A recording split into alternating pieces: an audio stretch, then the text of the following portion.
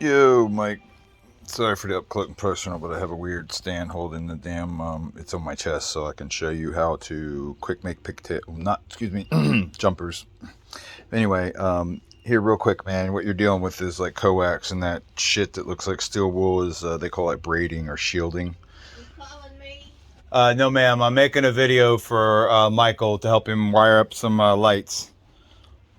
No, ma'am. I'm not. I don't need you, hun. Okay. All right, my friend. Anyway, you're gonna have, yours are probably all stripped out. I hope your light's still down so that you can do all this prep on the floor where it's easy. Um, but more likely it's up in the air and you're gonna have to do this bullshit up there. So anyway, what I'm gonna do is I'm gonna go through stripping one of these for you. I hope that's in focus. Okay. So let's see here. Here we go. I got a hook blade in here. I find these are better, but this is what they call low voltage wire. So you're probably dealing with LED lights, which is pretty cool, by the way. Anyway, it's best to start from the bottom, right where you make a slight nick in the cable. A lot of times you can grab that plastic there at the edge of your fingernail and just tear it up away from the base. There you go. Almost one more side here. Sorry, I gotta watch the camera, make sure that we're in focus here. Okay.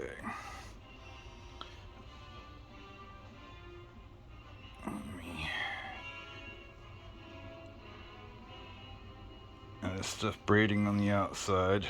Yours is going to be braided. This is more or less straight, but pull it away at the base. You'll see how you can pull the conductor out near the bottom of it.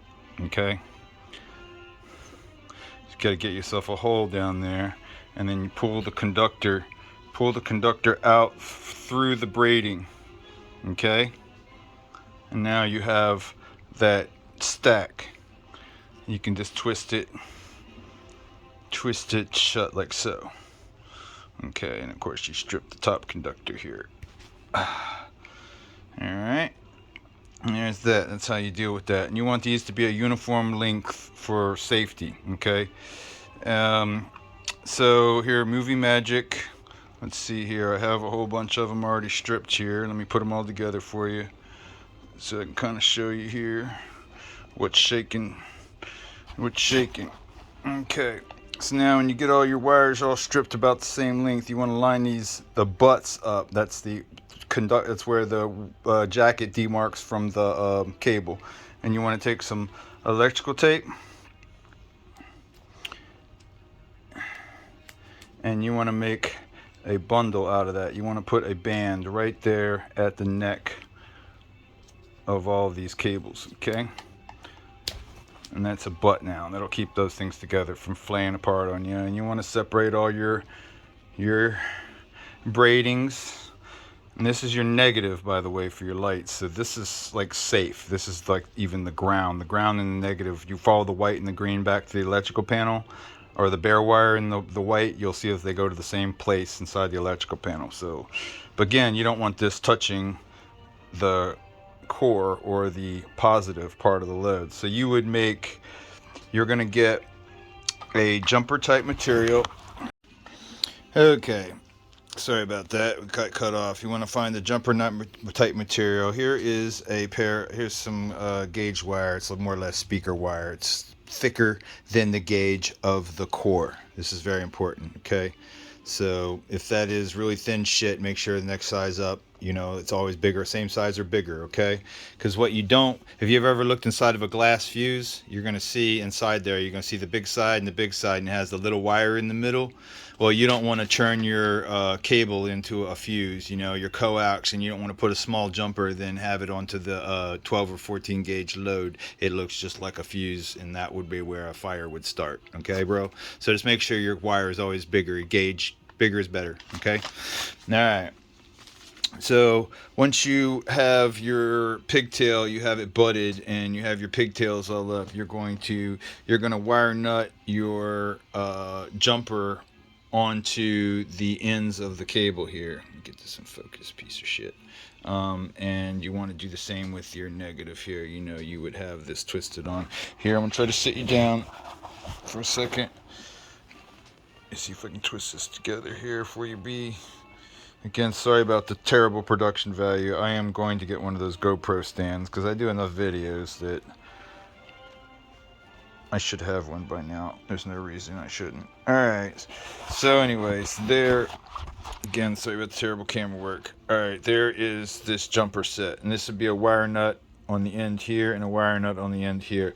And that's just the basic assembly. I think the most important part is that stripping. You were worried about the braid and how to do that braid. So you open it up at the bottom. It's like triangle holes. You take a nail and stick it in there and kind of open it up until you can hook out the conductor and pull it backwards through the coax at the base, and then you could twist it back together without cutting it.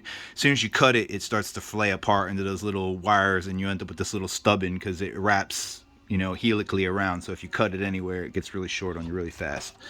Anyway, so I got these little pictures for you, man. So there's that jumper I just made, the assembly, and you're gonna put caps on both ends of that, okay? And you're gonna have, I think she said 26 lights, so you're gonna have like 4 groups of 5 and 1 group of 6, for a total of 26. And then we talked about the core and the braid, you know, which is positive and negative on that little setup right there. So anyway, so once you get all your prep work done, you're going to try and this is always space sensitive. This is kind of your 5 groups of lights, you know, for all your lights, how you're going to have to bring all those jumpers together and wire nut them to the load, the black, white, and then you got the green or the bare. You more or less have a bare wire in your house, I would imagine. Okay, so you never know. Some people, they upgrade, so it sounds like you're working on a fancy place, so there may be actual green or multicolored wire, blue, even travelers, who knows.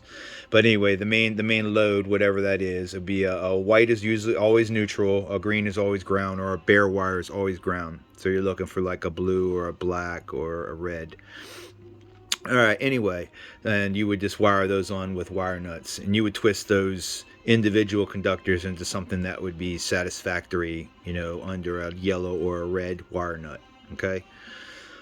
All right, my friend, I hope that was helpful. Let's see here. I will upload this video, and that is that, my friend. All right, have a great day, Mike. Bye. Be safe.